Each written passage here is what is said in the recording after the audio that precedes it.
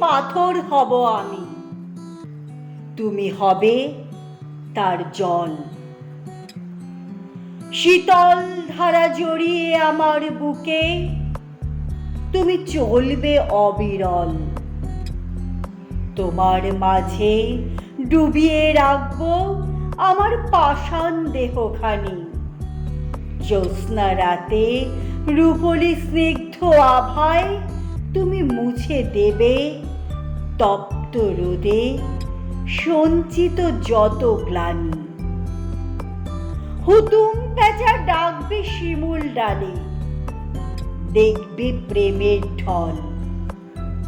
নদীর বুকে পাথর হব আমি, তুমি হবে তার জল।